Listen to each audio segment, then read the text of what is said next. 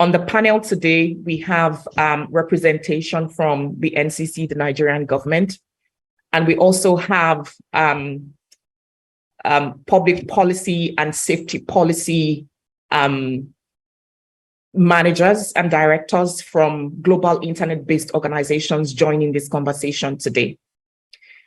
In terms of housekeeping, I will say that please feel free to use the chat room to introduce yourself, your organization, make comments, ask questions, which we will pass on to panelists at the end of the conversation, at the end of the moderated conversation.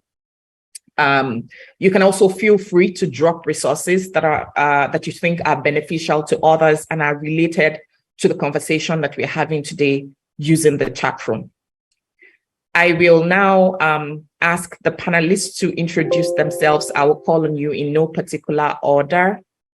I can see, okay, so admin, please, I can see that Ms. Ijeoma from Principal Manager from the NCC is here or is on here, but she's not yet given speaker privileges. Please make that happen quickly as soon as possible. Thank you. And Sylvia as well. I think I can see Sylvia is here as well. So admin, please just make that happen very quickly. Thank you so much. So in no particular order, I'll just ask the speakers to introduce themselves. And I'll start with Don. Don is Public Policy Manager, Google for Nigeria. Don, please tell us a little bit more about what you do at Google and maybe one thing that you hope to take away from this conversation today. Thank you. Thanks a lot, Tope. Well, good morning, good afternoon, or good day to everyone, depending on where you are joining us from. Very happy to be on here today, Safer Internet Day, and to be having a very important conversation, I think, on making space for conversations about online safety and what we all need to do to create a safer space for our children. My name is Dawn Dimowo, and as Tope said, I'm the Government Affairs and Public Policy Manager for Google here in Nigeria. I want to believe that that is somewhat self-explanatory, but just for broader context, my role is focused on co-creating with all our partners and stakeholders, including policymakers, including civil society, including educators, and so on, the kind of the right policy frameworks that will allow us, allow users or parents or children, make the best use of digital technologies and, maximize the benefits that they can derive from digital technologies. In terms of our conversation today, one thing that I'm really keen, I guess, to get out of this and for us to kind of really drill down on is how we can all take, responsibility for creating safer spaces online, but also how we can move this conversation about online safety away from focusing less on censorship and more about digital literacy and really empowering users of digital technologies. Because I think for too long, we focus so much on, protecting people from the web, protecting children from the web, and less on how do we make children active stewards of their online experience? How do we make them kind of front and center of this? Because the truth of the matter is that technology is here to stay and it is a force for good. So how do we minimize the harms and maximize the benefits? And how do we put users, such as young children, at the center of that? This is something that is dear to my heart. I am myself the parent of what we will call a digital native, a 7-year-old child. So from when she was born, we've all, there's lots of devices around and so on. So this is something that I'm dealing with, not just as a professional, but also as a parent who is very much involved in this space. Thank you so much. Thank you very much, Dawn. I'll move on to Fortune. And I think that, just before I do that, I think what you mentioned about balanced regulation is really critical. And, I'm grateful that we have NCC on here today. They are working hard on this issue. And, I'm really looking forward to conversation there about, initiatives, especially on the policy side. Fortune is Director of Public Policy and Government Affairs for Sub-Saharan Africa for TikTok. Fortune, we are really delighted to have you on here. Please go ahead to tell us a bit more about what you do at TikTok and what you hope to take out of this conversation today. Awesome, thank you. Good day, everyone. So I'm not going to say good morning or good evening. I'll just say good day. My name is Fortune, as Tope said. Thank you so much for inviting me to this panel. I am joining you from the lovely city of Tope. I don't know if you'll be able to pronounce that. It's in the southeast in South Africa. It's funny we're talking about access right now. We have this serious electricity problem going in South Africa. So there's no power right now, so I don't have internet. So I'm just here to make a plan and join via my mobile. But hopefully as we go, I'm going to be able to connect properly. So yeah, I work for TikTok. I take care of the government relations and public policy for the TikTok team in Africa. I'm super excited to be here, as I said. I think the one thing that I'm definitely looking forward to, as Don has said, is how we can all come together to create safe spaces for users. I know specifically here today, this week being Safer Internet Day, we're focusing on young users and stuff like that. But I really think this conversation is much, much broader. And, there's talk of digital natives. I will tell you right now that I think some of the most vulnerable people are actually us, the adults who buy these devices, who buy this airtime and data and provide the Wi-Fi for our kids, but we really don't know what we're exposing them to, so to speak. So what I look forward to is a cross-generational, cross-sectoral, cross-functional discussion around safety, because safety is not something you can address in silos. So it's very, very important that we've got government, we've got civil society, we've got activists, we've got platforms, really, and the children themselves to talk about these things. So I really look forward to seeing how we're going to discuss some of these things today. Thank you. Great, thank you, Fortune. And I think important point about just reiterating that safety is not only about children. I've been working a lot around online gender-based violence recently and seeing how that is removing access for some people who already have, especially women and girls, really limiting the way that they use the internet. So yes, I do agree that not just children are affected, and we should have broader conversations and a multi-stakeholder approach to the issues.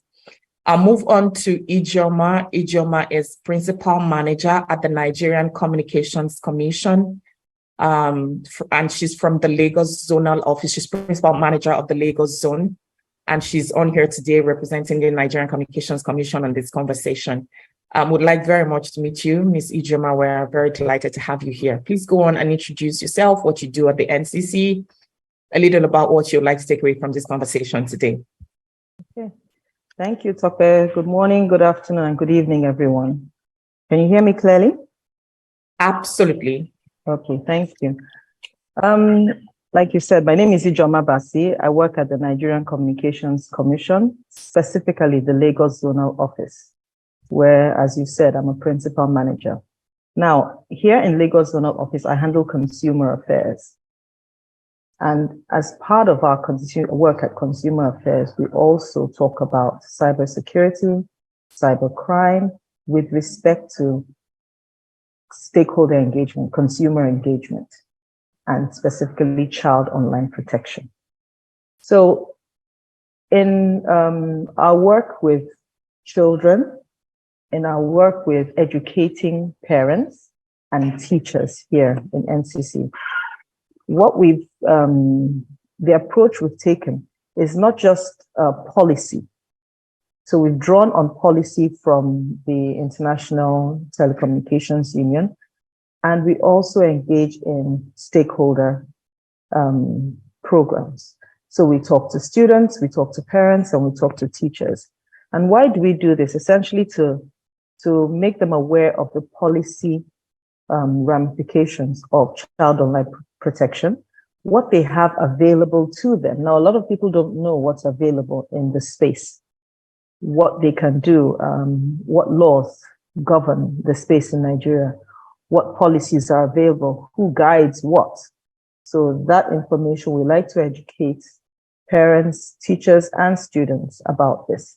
And this is essentially what we do with respect to child online protection. I won't go into further detail about all the other stuff that I do, but with respect to child online protection, yes, that's it. Thank you so much, Ms. Ijeoma. Thank you. And I think it's very important that you are in the space, not just like drawing out the policy, but also really critically engaging stakeholders on these very important issues. Last but not least, Sylvia is joining us from Meta. Sylvia is the safety policy manager at Meta. Our work covers Africa, Middle East, and Turkey. Sylvia, it's very nice to have you on this morning. Would like to meet you.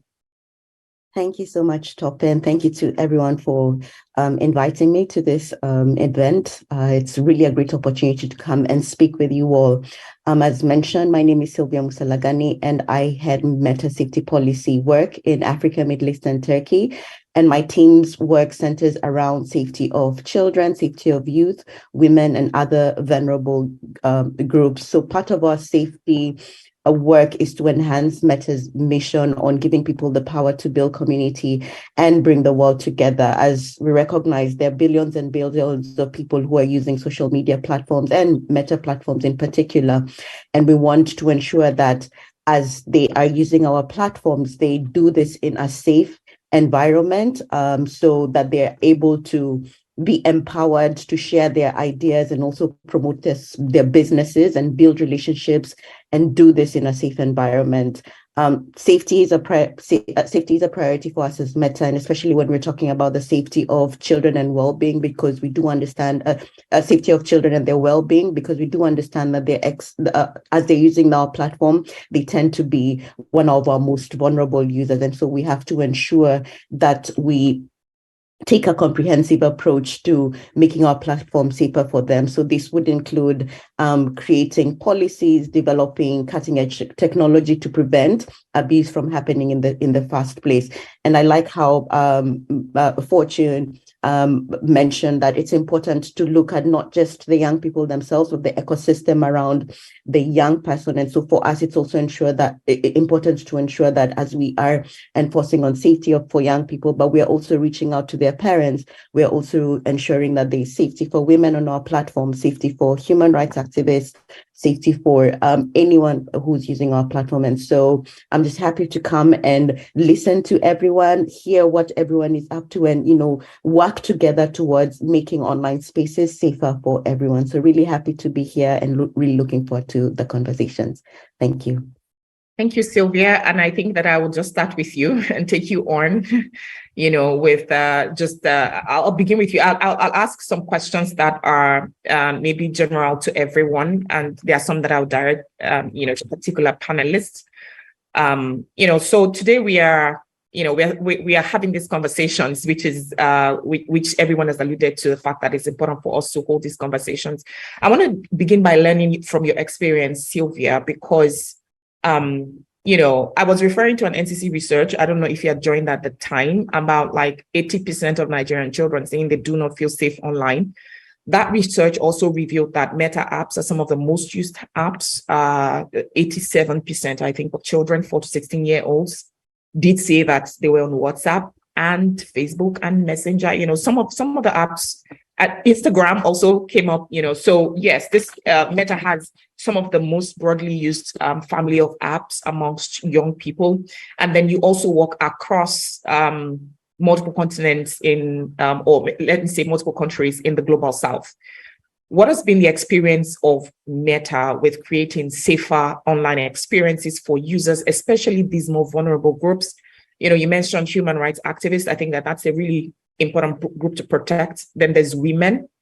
There's the menace of online gender-based violence, and then there are children and, exposure to harmful content and also the privacy of their information online.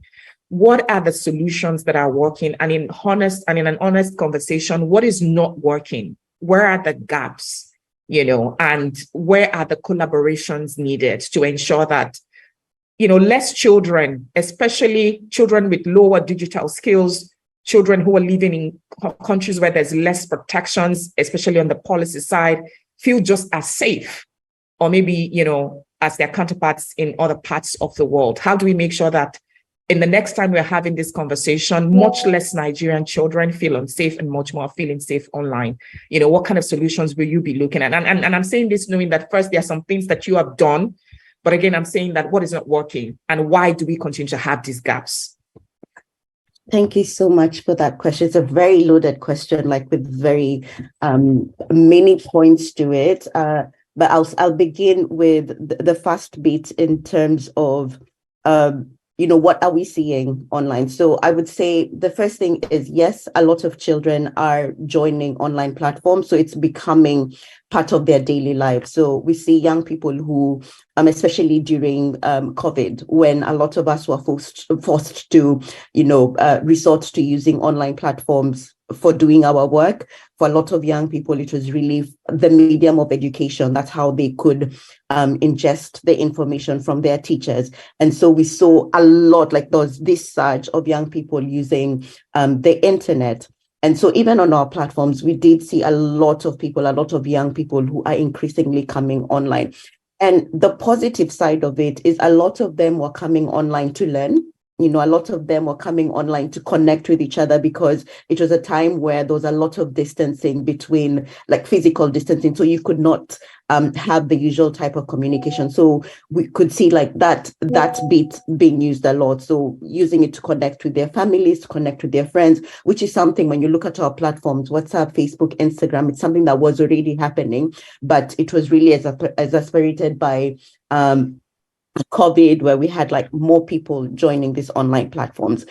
But with that being said, as more people are coming online, we also have bad actors. And so these bad actors who they're already doing these harms offline, but are now finding new spaces online because they're seeing so many people are using these platforms. So the forms of abuse that are happening in offline environments, we're also now seeing them coming and happening. So when we're talking about child protection, we're now having incidents of online child protection because now they see, there are young people who are using online, so it's my opportunity to have access to them. So for them, online platforms and our platforms are being used to access these young people. As you mentioned, incidents of gender-based violence, we know it's moving from offline and just scaling on online platforms. And so these are the two sides of things where we're seeing the empowerment value of online platforms, but we're also seeing the bit where bad actors are finding their spaces. And so for me, that is the biggest challenge. The biggest challenge that we're faced with is how do we ensure that these bad actors are not using platforms, our platforms, other online platforms to gain access and to abuse women, children, activists online. And so what we have seen working is ensuring that, number one, we have the right policies in place. So if you ensure that you have policies that will govern what is and what is not okay on our platforms, that has helped us to be able to identify the content that is violating and ensure that, we're doing all that we can to not make this content available on our platform. It also helps us to identify who these bad actors are and prevent them from setting up accounts. And whenever we find those accounts, we ensure that we've blocked and we've removed these accounts. The other bit is also in the partnerships bit. So we also recognize that we are not the experts in everything. We're a social media company, and that's what we do best, creating platforms to enable people to, come together and communicate on our platforms. But then we also recognize when it comes to safety, we need to have conversations with policymakers, with safety NGOs on the ground, with the children themselves, with their parents and educators. And this is something that we've constantly been doing. So even as we're developing our policies, ensuring that the advice they have expert advice in terms of how we're developing them. And so this is not just our problem. It's something that different stakeholders, we talk to industry players who are also seeing very similar trends and ensuring that we're working together to develop the technology to fight against the online harms. And that's when now we come into the tools and technology. So we do understand policies are not enough. Partnerships are great, but they're not enough. We also have to ensure that we have the right tools to fight this violence as we see it on our platforms, to fight this bad content. And so the tools can be proactive detection tools that enable us to use artificial intelligence to especially identify the very egregious harms like child sexual exploitation material. So we are able to detect this on our platform before it even surfaces to the users and take it down. And where proactive tools are not enough, ensuring that even the people who are using our platforms have tools that would empower them to choose what they want to see, who they want to share with on our platforms, and how they want to interact. And so we have tools that enable you to block content, tools that enable you to report content, and just tools that enable you to ensure that the experience that you're having in our platform is more suited for yourself. Then we also have resources, because we understand that, and digital literacy coming up. And so we also recognize that knowledge and information on how to stay safe on our platforms is very important. And that's where we work very closely with our partners to ensure that we have developed resources that inform the people who are using our platforms how they can stay safe. So resources that are focused on youth safety and well-being, women's safety and well-being. And within our platforms, we have safety centers. So on Facebook, on Instagram, you will find safety centers with all these information that are available in different languages and are accessible to anyone who's using our platform. And finally is feedback. Feedback is very important, and we take it such opportunities to even come and speak and hear from people who are using our platforms to tell us, this is working for us, this is what is not working for us, so that we can go back and improve on our platform. So I would say, in a nutshell, those are the problems, and these are some of the things that we are doing, and we've seen them working, and we continue to do them as we build on our platform. So thank you for that. Great, Sylvia. Thank you so much for that comprehensive response. I will come back to pick on some of the things that you have mentioned, but I will move on to Fortune now. And I wanted to ask Fortune the same question as well, in terms of, the work that TikTok is doing, to keep younger people, especially because we see increased uptake of TikTok amongst the younger people, right? So and we also know that it's very important work that TikTok is doing there to keep them safe. But I think the question that the angle that I want to ask, as a twist on as Fortune answers this question is about aligning the evolving capabilities of children and their vulnerabilities and what they might be capable of understanding or not understanding about arms, and their different developmental stages. How are we aligning this to the solutions that we are building, especially again in the African context, because they're solutions that we build that are accessible globally. But what about children, at different developmental stages with different digital skills? With different levels of evolving capabilities, and also, in terms of their understanding on harms and vulnerabilities that are out there, how are we adapting these solutions to these differences, with children across different contexts, and especially, in terms of speaking about African or Nigerian children and young people. Fortune. Yeah, thank you. I think that's a very, very good question. I think, right from the top of my head, I would say product design is very important from the get-go, right? So, for example, as TikTok, and I'm speaking just for our platform, TikTok, we always say to users, to parents, to everyone who listens, is that TikTok is not for anyone under the age of 13, right? It's an app that's built for a certain maturity of user, right?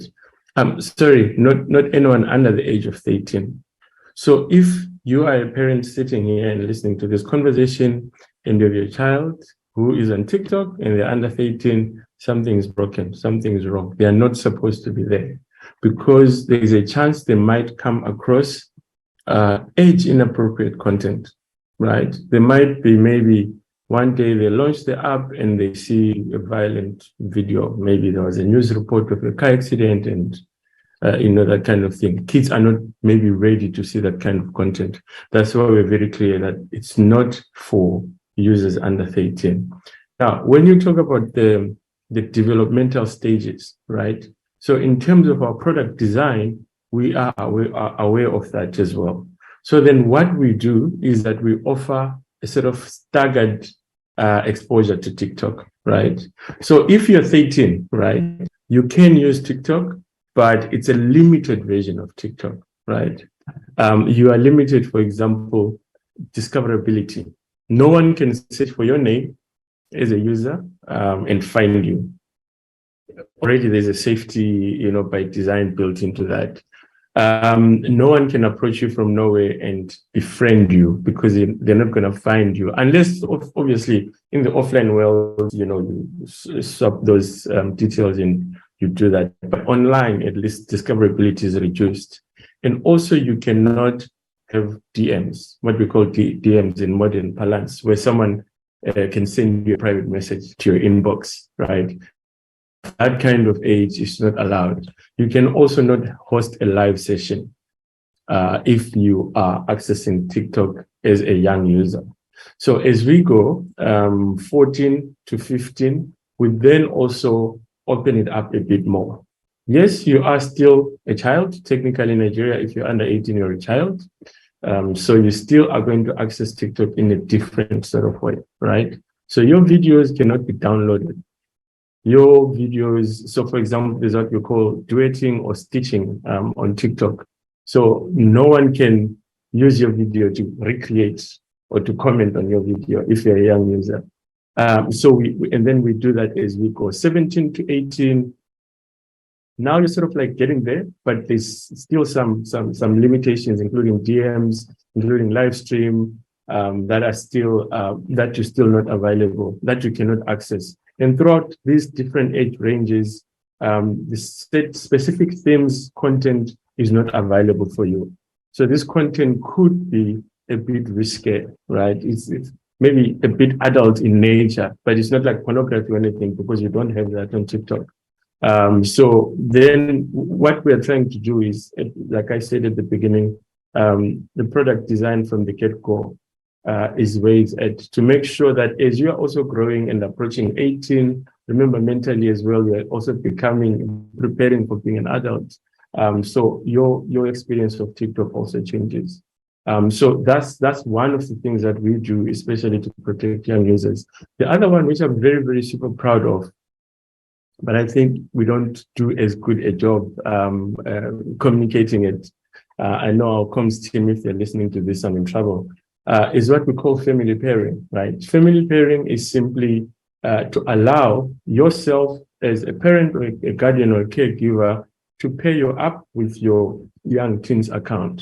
So let's say you've got a teen at home who's 17 or 16, they download TikTok, you download TikTok, you link the two, and you use your phone to control their phone. So you start doing stuff like setting screen time, because screen time is one of those big problems. Sylvia mentioned earlier about how, with lockdown, people are now just on screens. That's another danger that we need to worry about. So you as a parent can agree with your teen at home that you're only going to access maybe 20 minutes of TikTok a day. And when the 20 minutes lapses, that's it, gone. There's no more TikTok for you. Wait for another 24 hours. So these are some very, very cool innovations that we've built, but we're not communicating about. Family pairing also allows you as a parent to actually go to the child's view history, see what kind of videos they're watching regularly. And, it gives you a bit of inside info, but from the comfort of your phone. So it helps also as well in terms of having those conversations. You've already seen something, so you can use it to kickstart. I think you're interacting a bit too much with this kind of content. Don't you want to open your mind a bit to this and that? It also, family pairing also allows a parent to veto someone. If someone asks to be a friend, the first port of call is the parent who sees, who is Peter? Why does Peter want to befriend Ruth? If the parent doesn't know Peter, they decline the friend request even before Ruth, the user, has seen it. So it gives you so much power. It helps you as well. But I think, like what I said at the beginning, the system breaks somewhere in between. Parents, we just give kids the phone, buy airtime, go home, or we don't innovate enough in the space. There are bad actors, maybe content stays too long, or maybe there are no enough policies and stuff like that. So there's always all this, and I believe these problems are always going to be there. It's about how we address them. Because I like to say all the time that safety is not something with a finish line. You can never right now say, all right, all the kids in Nigeria are 100% safe. Just fold our hands, and enjoy cocktails. No, safety is an evolving thing. So as you're also innovating, as you're also teaching kids how to empower themselves, there's a bad actor somewhere thinking, how can I circumnavigate these new controls? So we always need to have that conversation and keep everyone up to date, at least with knowledge. As Don said, digital literacy is going to be key in all of this, so that when people are making decisions, at least they're making them from an informed perspective. So yeah, I think in terms of what we're innovating and in terms of design of the app to suit children as they're developing, this is what we're doing at TikTok. I can expand a bit more, but I want to give other folks a chance to speak. Thank you so much, Fortune. I think those are great points there. And I think that I really pick on how, some of these innovations and solutions really do help when there's the knowledge of them out there to start the important conversations that need to be had, and that's also something that I heard from Sylvia repeatedly about how some of the solutions exist, but we need greater awareness and education across critical stakeholder groups. I always say about safety that when it comes to physical safety, we don't remove the roads, is never the solution. But we want to build the safeguards, and there may never come that time when there are no accidents at all, but we can drastically, because there will always be bad actors and things, but we can drastically reduce. And before I come to Dawn to also speak about, Google initiatives, and I'll ask Dawn a bit about our experience with policy as well. I think I'll stop with, I'll ask Ms. Ijeoma, first of all, to speak to us about that child online protection that she mentioned before. I think that's something interesting that I picked, that was happening. It became a lot more responsive, a lot more agile, 2020 during the pandemic. And since then, I know it's been in existence to some degree or other, but that's when, as TechSocietal, as an individual, we really began to notice a lot of activity, research, engagement with stakeholders. A lot is happening in that space. So I was just curious, was that prompted by the research, what's happening there? And especially, I have also noted that, the NCC is making some effort to also reach underserved and rural communities in particular with some of these efforts. And I'm really keen, given the level of access in some of these areas, how are these initiatives around child online protection, how are they working in these communities as well? Thank you, Tope. Can you hear me? Yes, I can hear you now. Okay. I seem to have frozen video. All right. So I'll take the first part of your question where you talked about the research, the ongoing work we're doing with child online protection. What spurred that on? Yes, you're right. The research did spur it on. We had already in the commission started cybersecurity awareness programs. We've always celebrated cybersecurity in the month of October of every year. We do a lot of outreaches and engagements towards that. But then we also identified specifically children. Now in 2019 and then in 2020, before even the pandemic started, we launched our Child Online Protection Program through the Internet Governance Unit of the New Media and Information Systems Department of NCC. So we launched our Child Online Protection Programs. We had a maiden launch program with children in attendance, teachers, and parents. And what we were trying to tell the Nigerian public was there is a need for us to work harder and be a bit more intentional towards protecting our children online. Not long after that, the pandemic broke. So we sort of had the opportunity of being a little bit ahead. We were prepared. We're already getting ready to start these conversations around the country. And then the pandemic broke. So what then happened was during the pandemic, we started the child online protection virtual engagement sessions. So we had fireside chats, we had virtual hangouts, and they were with children of different ages. So we'd have a session with children aged 8 to 12. Then we have another session with children aged 13 to 18. We wanted to hear from children during these chats. What were their experiences online? Because a lot of them had been in virtual school. So what was your experience? What has been your experience so far? Have you had any challenges? Have you been approached by some bad actors, like we say? Talk to us. Let's hear what's happening. And then we also talk to them about safety, what they need to do. We emphasize to them reporting to their parents, safety infractions. We emphasize to them the being smart online, what is important, what it takes to be smart online, you know. And so we tested it out with a number of children and found that children were really hungry for information. Some children had already been approached by bad actors. They had engaged with some harmful material online. And so that spurred us on further to intensify the work. Now, the children we were able to engage with are children, obviously, who have devices at home, who were able to log in. Now, we understand that there are children, not all children, obviously, not all children attended the program or were aware of it. So we pulled even further from the ITU Development's Child Online Protection program. They launched the Child Online Protection documentation, which is supposed to guide parents and teachers in keeping the cyberspace safe for children when they are using it. Okay, not safe from the back end, but safe while they are using it. So we pulled from this and we took those documents. We discussed these documents even with our own children in Nigeria. So one of our virtual hangouts, we had a discussion with children and we invited the children to adapt the documents to suit them. So look at the document. What do you think? Do you like it?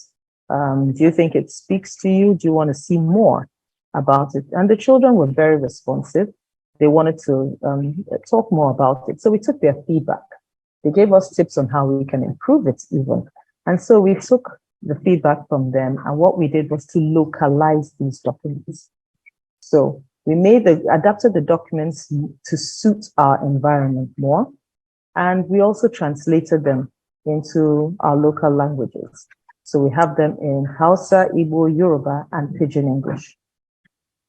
Now the next step is engaging the grassroots, like you said, the rural environments. How are we going to do that? We took advantage of the fact that the Nigerian Communications Commission has zonal offices in the various geopolitical zones of the country. So we've taken advantage of those zonal offices.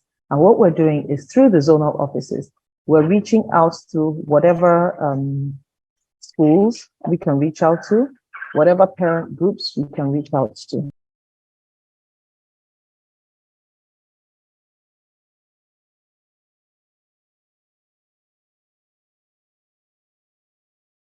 Hi, Miss Ijeoma. I think she dropped off. I think, let me just confirm if she's still here.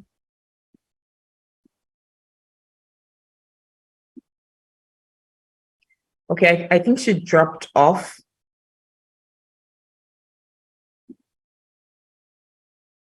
I think she dropped off, and then we will, while we wait for her to join again, I just wanted to say that I see a few questions in the Q&A section. Someone asked why webinar chat disabled and video, and I think that's very important to answer. Because of the volume of interest that we started to get in the conversation, I said this morning that as of this morning, we had about 200. We thought that to have a more organized session, it might be better to use webinar since we were having that high volume of show of interest. If it was a smaller meeting, then we can say, okay, maybe we can ask people to unmute themselves and do things. But when there's likely to be like over 100 people, and sometimes you really can't control what's happening in the room, it's better to have it quiet and then use chat and the chat for questions and input. And I'm so sorry if that feels uninclusive for some people, but we just thought it was the best way to have a good experience for us all. And then I could see a question from Joshua to Sylvia. I will ask that question, and please just feel free to use chat room to introduce where you're joining us from today. I can see quite a number of people saying they're from academia, I think, and some people have also introduced themselves as joining from other states outside Lagos in civil society and so on. So please feel free to use the chat room and also the Q&A for interaction. Okay. I do not see that Miss Ijeoma is on here yet. And while we are waiting I think I'll just ask Don to also speak to us a bit about Google's work in the area of children's online safety. And in particular, while you're at it, Don, I think I want to speak to you about something that you had mentioned. I know that there are a number of initiatives that are going on, but maybe also because we're also friends and we see a bit. I see a lot of involvement of Google in the policy space in Nigeria, and I wanted to ask, what do you think? Based on Google's experience working across jurisdictions, countries in Africa, and maybe across the global south, what are your thoughts about how online safety regulation is evolving? What are the early lessons? I know you already began to touch on some of them in terms of balancing regulation and just ensuring that we are not censoring while at it. But, I just wanted to also hear your experience, in terms of what you think about how the online safety regulation is evolving and what we can do, especially to safeguard human rights, to safeguard right to expression, right to privacy, while protecting safety. I hope that's not too much. I've asked a lot of things in one, but yeah. Well, I will try. I will try, and hopefully we can get through everything. So starting a bit with Google's experience, I'm going to try not to maybe repeat things that have been said by Sylvia or by Fortune, because I think online platforms, we all recognize the importance of keeping children safe online. And I think to a large extent, there's a lot of similarity in kind of programs and policies and how this is being approached. So I will just maybe quickly run through in terms of Google's experience. I think, like I said, like anyone else, protecting children online is something that we care about very deeply. And we're committed to ensuring that young users have a very positive experience online, right? Children should feel safe online. And there are many ways in which we do this. One of them is implementing clear policies, as has been mentioned by other speakers. So we have in place extensive policies that enable us respond to new and evolving trends around how people are using the internet, but also the kind of harms and threats that we see evolving. And we develop, industry-leading tools that help us detect abusive content at scale, and also ensure that children are not exposed to harmful content. We also protect children's privacy, so we have specific policies around that. So we have, first of all, strong privacy standards for all our users, but specific policies for children, which I can maybe come to in a bit more detail later on. We're also keen on building innovative products. I think that's really a large cornerstone of how we address the issue of keeping children protected online. So how do we build products that are focused on providing children with a kind of what we call a more contained, age-appropriate experience, with protections that help families develop a balance, right? What works for them. So we have things, I think, similar to something that was mentioned by Fortune at TikTok. We have at Google what we call Family Link, which is essentially a downloadable app In some instances, it's available by default in some of the latest Android OS and Chromebooks. So essentially, it helps parents stay in the loop as regards how their children are exploring the internet, and it lets parents set digital ground rules, whether it's how much time they can spend on the device, supervising the experience, choosing from different content settings, which are developed according to age appropriateness or the development appropriateness, right? And it also turns off personalized advertising within the experience, irrespective of what the child may be watching. We also have a dedicated, separate YouTube experience for children. It's called YouTube Kids. I want to believe that, I hope that many parents are actually aware of this, that you have a YouTube Kids. It's a special YouTube experience for children that parents can control. Right, and the app uses a mix of filters, user feedback, and content moderators to, kind of ensure that the videos within that space are family friendly, so children are able to explore a range of content in a safer environment. So these are some of the things with regards to building innovative products. But I'll come to one thing which I am particularly keen on or keen about, right?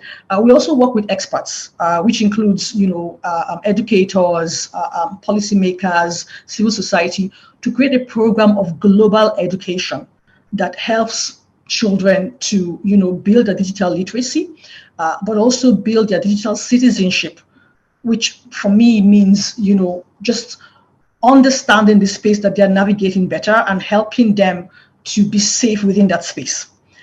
And this for me comes to kind of a crux of the issue. When we talk about challenges or even the opportunities, one of the things that we all kind of need to do better, and I'm so happy hearing about initiatives even by the NCC to do this, is to center the users in the experience, right? Because the key to a safe and positive online environment lies with users, even the young users, and they should be empowered to make better choices, right? And this is not something that we can force. Rather, we all, parents, teachers, guardians, service providers, and governments should work together to make a difference and ensure that we have the right kind of online environment, but also ensure that our children grow up to become responsible digital citizens. And like I said, coming to the issue of regulation, this is something that, it's difficult to force this. It's difficult to just have, to just say, okay, we are going to regulate or legislate for this, and then, problem solved. You do need people to act, right? You need people to even be aware, of regulation. And too often, regulation is something that we deploy when something has gone wrong, right? Something has gone wrong, so now legislation steps in or regulation steps in and will I say maybe punishes or, provide some penalties, right? I would like us to center more on the kind of enabling element of regulation or teaching element, where it says, how do we use regulation to empower people? How do we, use regulation to make our children better digital citizens, right? So how is regulation saying that we need programs that teach people, about the online space and teach people what needs to be done? And I think that's one thing that we have learned at Google, and that we are really working hard to do better. And what do I mean? I'm talking about initiatives where, for example, we have worked to build an online curriculum, an online safety curriculum, and we've done that actually even in Nigeria with the National Education Research Council and Ministry of Education and the local partner, public and private development center, where we actually work together on building an online safety curriculum that could be rolled out and used in schools to teach children about being safe online. So that's just one initiative. Speaking on the kind of broader scale, and Tope, this because we discussed that for your session you have tomorrow. There are online resources that we have available. We have an entire site dedicated to this called The Internet Awesome, where families, parents, children, educators can go online and find appropriate resources. So there are resources for educators on there. There are resources for families and for children on there. There, we gamify the experience for children, so that you can go on there and through gaming learn about online safety. So that's something that has resources for all the different actors, because I think that issue of empowerment really needs to be front and center. Right. We also have a very interesting program, again, that we're rolling out with our partner, PPDC, which is essentially a digital literacy program. It's called Web Rangers, and is designed to educate people about safe and responsible use of the internet. So it's really about educating young children and also empowering them to be ambassadors of online safety in their schools and communities. So this program was started several years ago, I think about 2010, 2011 or so, in one country, and then we rolled it out to several countries because of the kind of success that it had. And that program showed us, our experience from that program is that when you teach primary and secondary school students safe and responsible use of the internet, they have also gone on to kind of cascade that learning, right? Or to kind of scale that learning. So they are creating innovative campaigns around online safety. They are championing their own rights in digital world and championing the rights of other children.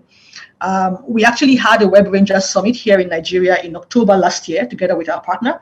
The NCC was represented at that summit. And it was just a very great opportunity to exchange with young children, have them also talk with policymakers and nonprofits working on child safety, and just share ideas on how to make the space safer for young internet users, right? And you can see from these exchanges and experiences that when you empower children with information, when you empower them with kind of knowledge, they are able to become stewards to a certain extent of their own online experience, right? They are able to also engage their peers on the experiences that they have, because there's a lot children learn from each other, so the better we get at doing this, at centering them in the experience, the better results we will have. So I think our goal really, even from a regulatory standpoint, should also be to empower young people's digital citizenship and their kind of digital resilience, so that it becomes a better space for people of all ages and on all devices. And this is kind of the work that I think the private sector, the public sector, regulators and policymakers and nonprofit need to come together to enable. Whether through policies or programs, that really needs to be shifting the focus from, I think, saying, oh, you cannot go online, but how are we really managing that online experience, right? Because people do need to go online. It's useful for children. People can play, can learn, and so on. So we can't deprive them of that experience, but we can make sure that it is a good experience for them. I think Great. I will just stop here before I go on and on. Great, thank you so much, John. You touched on a number of very important things there. And thank you for mentioning that this conversation continues tomorrow. The conversation that we're having tomorrow is a deep dive into some of these resources that that the speakers here are mentioning today, the safety centers from Meta, the safety tools that TikTok is building and that Fortune has spoken about, and these websites and resources that Don is also speaking about. So that's a conversation. That's the 3-hour conversation that we are having in person and online. If you're no longer able to join us in person, tomorrow is just fine. As a parent, you should absolutely tune in and be part of that conversation that we're having tomorrow, 9 a.m. to 12 p.m. Welcome back, Ms. Ijeoma. We lost you for a bit talking about the COP. Interestingly, Dawn also, said that she wanted to hear more about that, and that's a great initiative that is going on. Because of our time, I will ask you a follow-on question to what Dawn has said about policy. I know that, and this is addressing Ms. Ijeoma. While at it, please, let's keep our questions in the Q&A section. I can see some of them.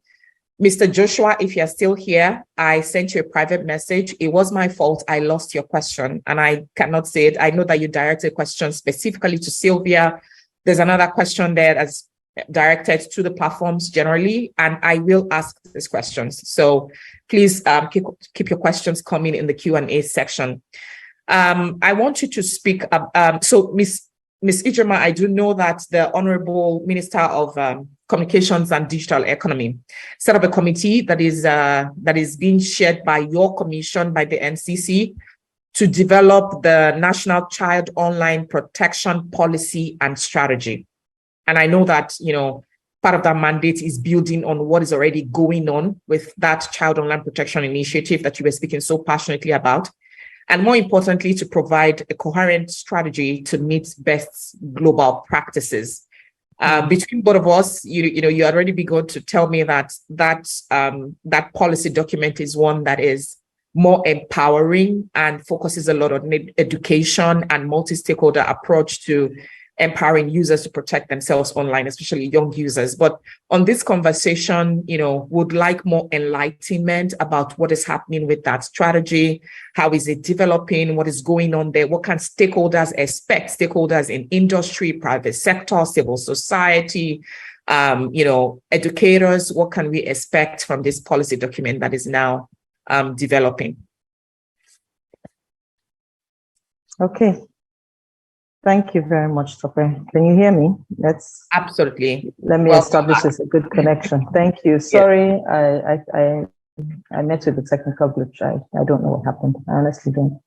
But thank you very much for welcoming me back. So the NCOPPS, the National Child Online Protection Policy and Strategy document. Now, that document, I'll be pleased to announce it's been approved. On the 25th of January this year, 2023, the Federal Executive Council approved the document. So it's an approved national strategy now. And it will be circulated for public access on our website very, very soon. Now that document, yes, you're correct. The Honorable Minister of Communications and Digital Economy constituted a committee, which was chaired by the NCC, to draft this document. And so we had the first draft, reviewed it in-house, and then when you talk about stakeholders, we engaged with stakeholders. So we had a few stakeholder engagement sessions where we invited stakeholders across the different spaces. We had other government institutions, we had teachers, we had digital players there. We considered other policy, policy sandboxing that might be, involved in this document.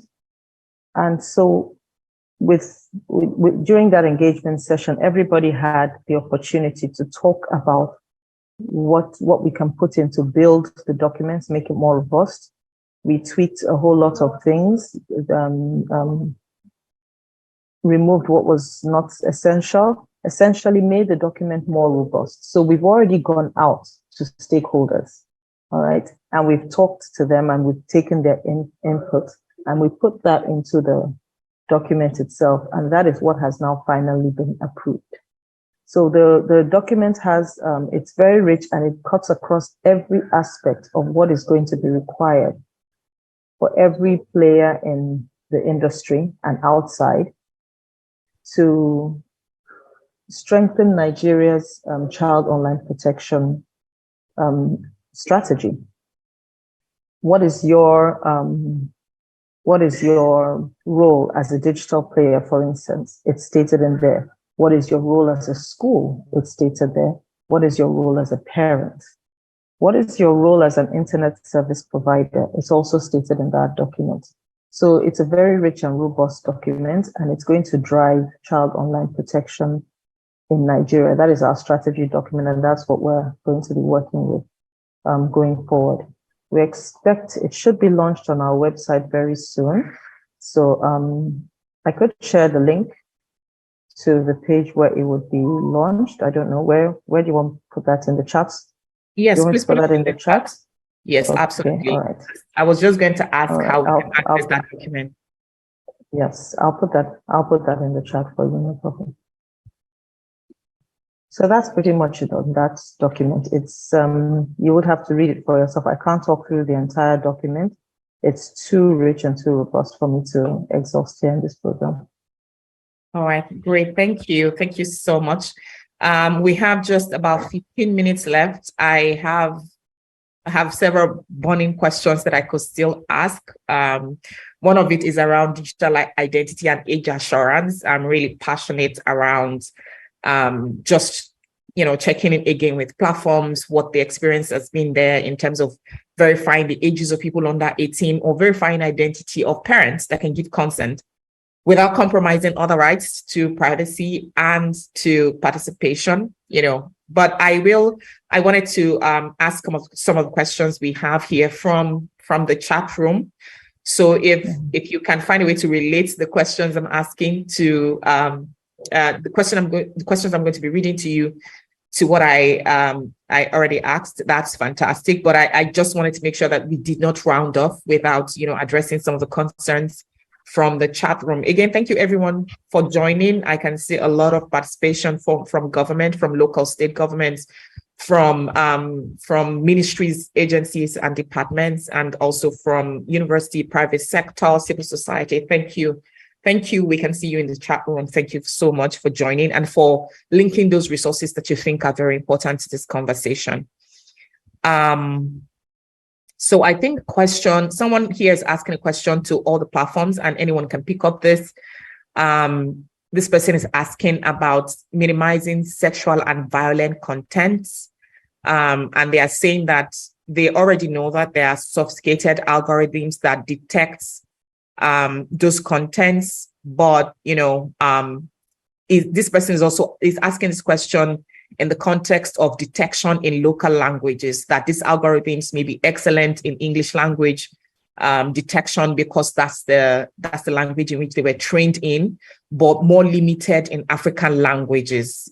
So how are you applying these technologies? How is it working? Are there reports that we can look at to show us how, or to the extent to which these solutions are working in African countries particularly? Thank you. So this question is to any and all of the platforms. You can pick it up, Sylvia, and then we can move on from there. So I'm going to read the questions I have here right now. What I'm going to do is read these questions, so that Sylvia, when you start, you can address those that you can when I move on to Dawn or Fortune, just that way. Okay, so this one is a suggestion, not a question, about more strategic collaboration between regulators and other players in the digital space. Thank you so much. This is the beginning. That's why we are having this conversation. And this person is saying that more attention we should have more focus on sustainable engagement in rural areas in order to have a more informed public. The next question is, can we work towards getting education ministries to include online safety in their curriculum? I think this answer is yes, according to what Dawn was telling us, but I'll also leave this to Ms. Ijeoma to answer. I know she's from the NCC and not the Ministry of Education, but would like her insights there on as well. So someone is saying that they are a beneficiary of Google Public Policy Fellowship, which enables young people who are, who are studying relevant courses in university to work on issues of technology, safety, policy, rights, and that they are a beneficiary of that. And then they are saying that unfortunately, Google has been silent about that fellowship, especially for Africans, in a while. And this person is asking why, because they think that more young Nigerians, more young Africans should be working on issues of technology policies, safety, and contributing to that conversation. So there's a question there specifically for Dawn. There's one to, I think, Ms. Ijeoma, and, I think the ones that I started with about the algorithms and being trained in local languages, anyone can speak to that, but I'll start with Sylvia on that one. Okay, thank you so much, Tope. I actually also got another question from the Q&A from Joshua in terms of how we're interacting. We're, working on interactions between minors, and so I'll also address that. But to begin on the question on, our detection technologies when it comes to detecting violent content, graphic content, when it, for particular markets and especially local markets in Africa. And so when it comes to detection, we use a variety of ways. So we do use AI, so artificial intelligence, to help us to detect content, we also use human review, and we also rely on the reporting of content. For me, most importantly, is the reporting of content. And whenever I have conversations like this, or I have such outreaches, I always encourage everyone to make sure that when you see this level of content that is violating our community standards, or you're even not sure if it's violating, but when you, at the look of it looks like violating content, please report it to us. You can report any kind of content, be it in a comment, be it a post, be it a video, a picture. Report it to us. And why is the reporting important? So not only does it help to identify violating content when compared to our community standards, but it also offer us some type of context. So when we're saying, and especially right now, around the Nigerian elections, you'll tend to see a trend in violating content. So at the moment, there are lots of bullying and harassment content. There can be graphic content. And so we are actually, we have a group of trained reviewers who are particularly looking at content coming in from Nigeria. These human reviewers, a lot of them are from Nigeria. A lot of them speak the local languages in Nigeria. So like, let's say if it's hate speech or bullying and harassment, where you need that additional context, because a lot of the time it can be an English word in its face value that doesn't mean so much to an English speaker, but to someone who lives in Nigeria, that word is actually a derogatory term, or it's being used to bully and harass or, incite violence, then they're able to action on that content. And so we have the human reviewers, but also we work with partners on the ground who help us identify violating content. So when they pick up on this content, then they're able to also share it directly with us and give us that extra content to enable us. And so with all these reports, they all contribute to the intelligence of our detection system, so the artificial intelligence. So once we pick, all these reports come in, it just makes our artificial intelligence brighter. And so it's able to action on more content and have like more accurate actioning of this content. So I would say on the detection part, those are some of the things that we're doing, and I'm happy to send more resources that will help you to understand this.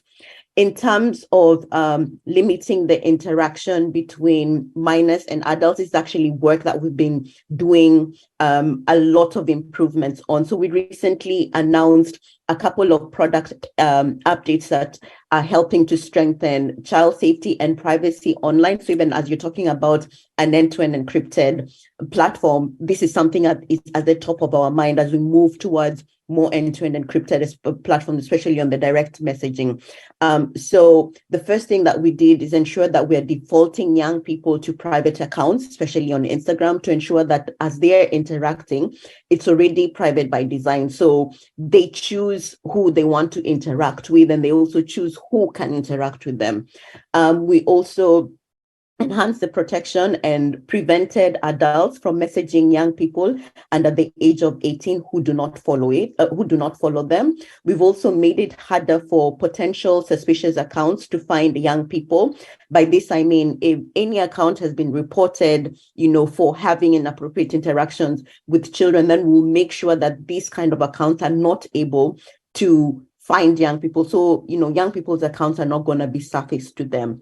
Then we're also limiting the options for advertisers to have reach young people with ads across apps. So this means that previously available targeting options like those based on interest or on their activity on other apps and websites will no longer be available to advertisers. So we're just limiting the amount of information that advertisers have that concern young people. And just a couple of weeks ago, we also announced that when it comes to also information of gender of young people, we are limiting this information from advertisers. So I'll also send in some more resources because it's a lot of work that we're doing in this space. There are also questions on, edge verification, and we are also testing a lot of technology around this because we understand this is top of mind for a lot of policymakers, for a lot of organizations that are working in this space. So I will leave it at that, but I will also share more resources in the chat so that you have more information on what we are doing in that space. Thanks, Tope. Great. Thank you, Sylvia. I will take you on sharing resources about what Meta is doing, especially in the area of age verification and some of the things that you've mentioned. Please go ahead to share what you can in the chat room. Yes, thank you. Fortune, do you want to also address some of these questions as well? Yeah, thank you. Thank you. Yeah, I think on the issue of the language, it is a challenge. I would say, as you might appreciate, that there's quite a lot of content on the platform and in a lot of languages, and most of the times, to be honest, it's not. Let's say, for example, in Hausa, it's not like the way Hausa is written or spoken formally, right?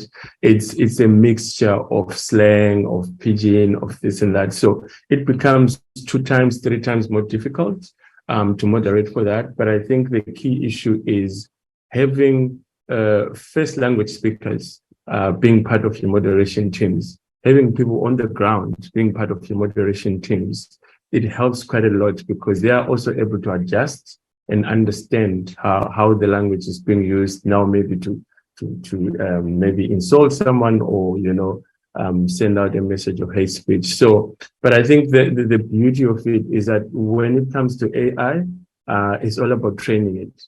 So the more we ingest more of those language forms, the different ways the language is being spoken, the more the algorithm is more intelligent to actually dictate and take down the content before it even has more views. I want to draw our fellow attendees on this call to our transparency report, which we publish every 3 months. So this one goes into a bit more detail about the kind of content that we take down based on what violations. Now, the important thing there is, I think the last one that we published, we had close to 113 million pieces of content that we took down in a 3-month period only for violating our community guidelines.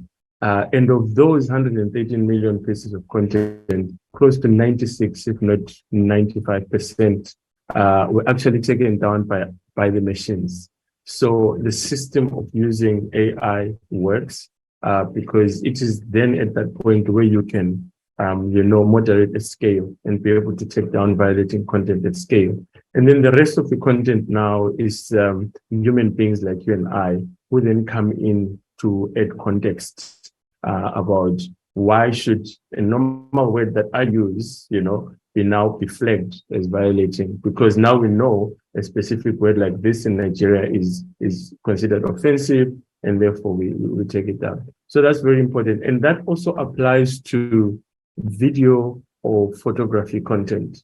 So we share what we call these tags, or it's really the DNA behind video content or pictures with photo DNA, so that wherever it now appears, even if someone tries to disguise that content, we already have this digital fingerprint. We're able to tell that this content has been banned already, either on our platform or in other platforms. So we try to, then we make sure that it doesn't appear. The advantage of AI as well is that it is getting more sophisticated. I know it may sound so scary, but it can now detect even if this is fake blood or it's just tomato sauce. So it's not just going to cut down on all videos that apparently look like it's violent content. So there's quite a lot of investment that is going in there and is helping us to be able to moderate the scale. But I think the starting point is us, the human beings, who teach it what to take down and what not to take down. Yeah, thanks. Thank you so much, Fortune. On the clock, we have 2 minutes, but I already asked in the chat room that you give us an additional 5 minutes or so, because we think that these are important questions to address.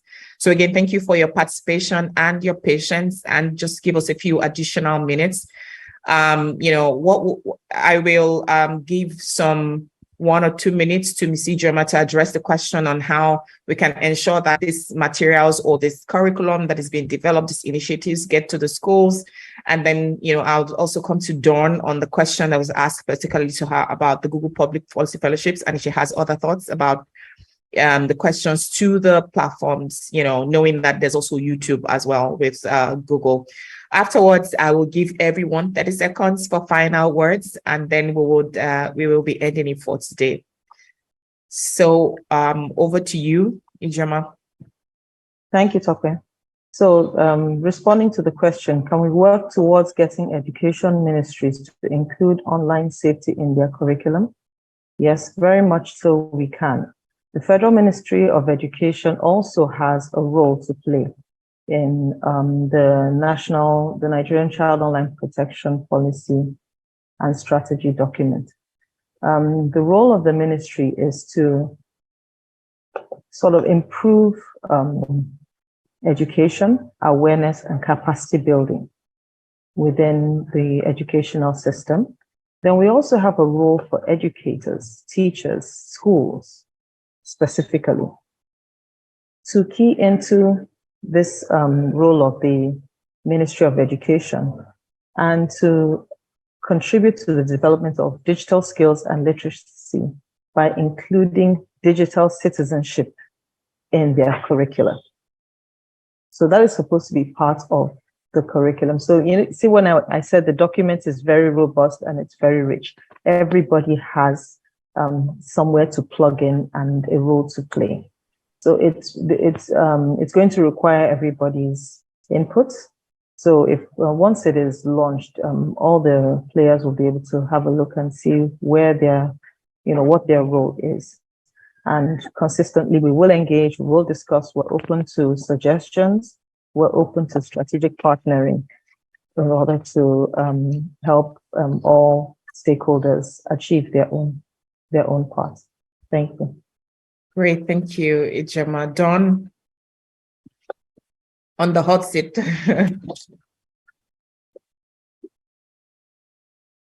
Hi, Dawn, are you there? You are muted. Hi. Hi. Okay, I'm not sure what's happening. I was trying to get my video on as well, but okay, I think I need to accept the request. Okay, well, just very quickly, at least, can you hear me? Absolutely.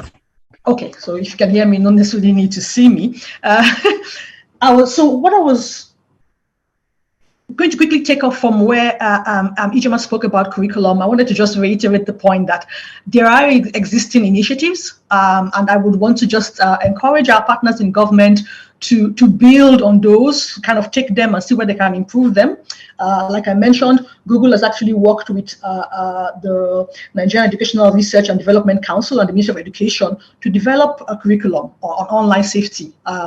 If my video was working, I'm not sure why, I would actually have shown a copy of that document. So I would just encourage that if there are ways we can take that, some work has already been done, can we build further on that work? To the point, I will try not to repeat the things that Fortune and Sylvia have already said about how we rely on AI and so on. I would focus on the part that where I want to encourage all of us as users of technology to also contribute to that process. As we already said, we take feedback on board really well. I think if we didn't, we wouldn't have the great products that we have today. So I want to encourage users, essentially, the popular phrase, if you see something, say something, right? So while we do have human reviewers who understand the local languages, we do not have human reviewers that understand all of the local languages, right? That's a lot. In Nigeria alone, we're talking about over 200 languages, maybe even more. So, we don't have reviewers that, let's be honest, we don't have reviewers that cover all of that. So we also rely to a large extent on people flagging problematic content, right? So I want to encourage parents or even young users, you are not powerless. And I will keep saying this, that's my main message today, right? You are not powerless. You are very much involved in this. You can also flag content that is problematic. The tools are available within the platforms, within the products and services. There are tools where you can identify a problematic content and actually flag this. This helps us to understand, what this problematic within a particular context and so on. So going beyond AI, going beyond human reviewers, it's very important that as we see things as parents, we say, okay, this may not be very okay. So even on the dedicated platforms for children, we can see something and say, okay, well, maybe this is kind of borderline. Like, let me escalate this. Let me flag this, that this may not be quite appropriate. I have done this before for YouTube Kids. I saw something and said, okay, maybe this is not exactly, So I think we need to also step more into that role. And I will encourage all of you to do that today, because we do this in our normal lives, or maybe we don't even do it enough. How many people would go to a hotel or go to a restaurant and have not such a great experience, and they will still walk past the suggestion of feedback box, right? Many people don't like to give feedback. So we should get into that mode of giving feedback. So I want just to encourage that we should please do that. Secondly, to the other question, I think that was asked to Google specifically about a fellowship. I'm not sure where is that question? Yeah, the person was asking why that fellowship is not active anymore, and they were saying that it was really helpful for a lot of young Nigerians to get in tech policy careers. Okay, so I can't speak to this specifically. I'm not quite sure why. I mean, there may be any number of factors involved. Either the partners through which we were rolling this out were not able to continue. But there are different ways in which we continue to encourage capacity building, providing training. I think also maybe in terms of feedback we've got is to kind of support more and more with regards to economic opportunity and with regards to entrepreneurs and startups. So we have focused a lot of training and support in the last few years in Nigeria to that demographic or category.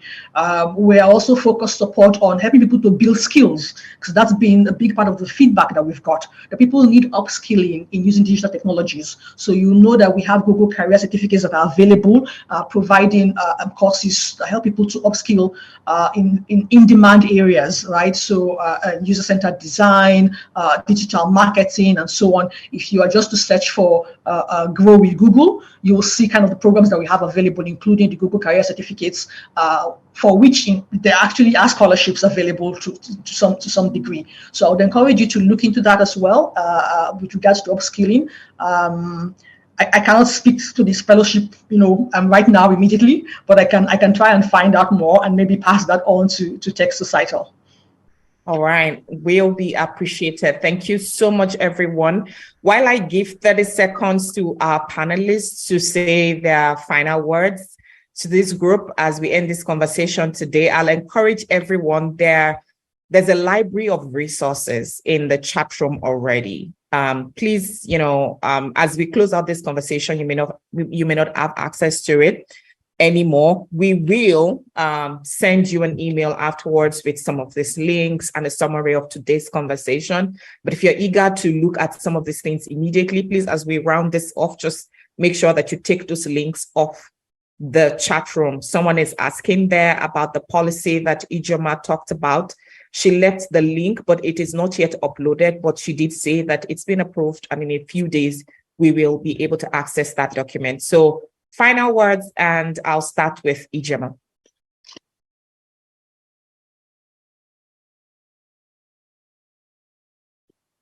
You can unmute your mic. Are you there, please?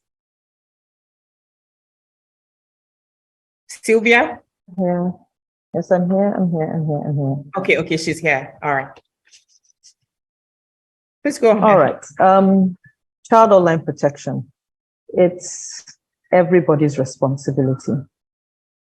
We can't leave it to just one person to do, to one organization to do. We can't leave it to the government to do. We can't leave it to just the digital companies to do. We can't leave it for just the parents, and we can't leave it for just the educators. So everybody has to be on board with this. Everyone has to recognize their responsibility and their roles and engage with the other players. I mean, without engagement, we're not going to be able to achieve very much. I recall a situation where, as a parent myself, and even on this child online, being a member of the child online protection team in NCC, I identified that my child's school email address at some point in time when he was in primary school, his school email address was not a child's email address. The school didn't realize that they had created an email address without the proper restrictions for children. How did I get to find this out? I was going through his emails, which I routinely do, and I saw LinkedIn, that he'd sort of connected to LinkedIn. I said, how do you do this? I said, LinkedIn sent him, a message. He saw an advert for LinkedIn and he registered to LinkedIn. I thought, no, you shouldn't be able to do this. So I went through his email in detail and his settings and found that it wasn't a child setting. And I reported it to the school and they changed the settings. So this is my responsibility as a parent and engaging with the school's responsibility as an educator. And so, if we don't recognize our own roles and engage with each other, we'll leave gaps. So I think that's my point for everybody. Thank you. Thank you, Ijeoma. Sylvia? Ijeoma has used part of your 30 seconds, so. It's fine. I'll keep it very short. Emphasize on the multi-stakeholder approach to addressing online safety and particularly child online safety and welcoming more conversations like this. Thanking all my fellow panelists for all the insights that they have shared and looking forward to engaging more. We've shared a lot of resources that are available. Please go through them, pick up what is important and follow up with us in terms of how we can work better together. So I'll leave it at that for now. So thank you very much. Thank you, Sylvia. Fortune? Thank you. I think Sylvia and Ijeoma have also captured what I wanted to say. Just to mention, to congratulate Sylvia on a very good color of jacket. Great minds think alike. But no, so the two things I want to get us to focus on post this is first the collaboration across these different companies, these different activist organizations, users themselves and children. Let's focus. Really focus on that. It's no point developing a cool policy or a cool tool and you just keep it among yourselves and you don't share. So let's collaborate a bit more. The second one is sustained. And I want to challenge our convener here, who did a very good job. Congratulations. I want to challenge you to make this a regular, maybe once a quarter or maybe once every 6 months. Call again the same group of people and say, this period we talked about these things. Can you tell us what you've done in the past 4 months on these same programs? I think it's good that we are focusing so much on safety right now, but we all know that it's because it's Safer Internet Day, right?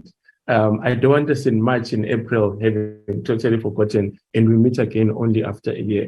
So let's do something very regular. You can just do a regular, check in with people, and we also present what we're doing, and we have got other organizations also coming on board with the work that they're doing. Thank you. Thank you so much. And last but not least, Dawn. Thank you. Just going on to piggybacking on what Fortuna said, safety, online safety is an all day, every day thing. So it's not something that we should only focus on first week in February.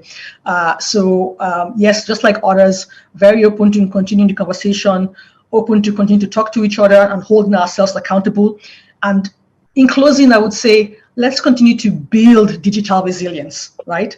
Not just protecting users from the web, but making them active stewards of their online experience, whether it's young users, vulnerable users, all users. Let's actively play that role. I think as Ijeoma mentioned, we have a role to play. Let's step forward, let's step into that, let's own it, and let's work together to all together have a safe online experience. Thanks very much to you, Tope and TechSocietal, for inviting us and for organizing this very important convo. Thanks to fellow panelists and all the listeners. I've had a good time discussing this today. Thank you. Great, thank you. I think I've had the best time of all, and I'll just say a quick thank you to everyone. Thank you, Ijeoma. Thank you, Dawn. Thank you, Fortune. Thank you, Sylvia. Thank you, all participants that are here today for being a part of this conversation. As TechSocietal, we do commit to keep it sustained, the conversations that we are beginning. We think that there's a lot of collaboration that needs to happen within the ecosystem. And we will make sure that we continue to facilitate that and hold one another accountable to make sure that we're making progress with these initiatives, with these policies. We will ask the hard questions sometimes. We will facilitate the honest conversations. We will get the feedback to you and across the ecosystem. And we'll just make sure that we are moving forward and not just having talk shows on these issues. So thank you so much, everyone. Have a beautiful day. Again, we continue tomorrow for educators and parents, a 3-hour workshop starting at 9 a.m. And you can find more information about that on our website and on our social media handles. Thank you and good morning.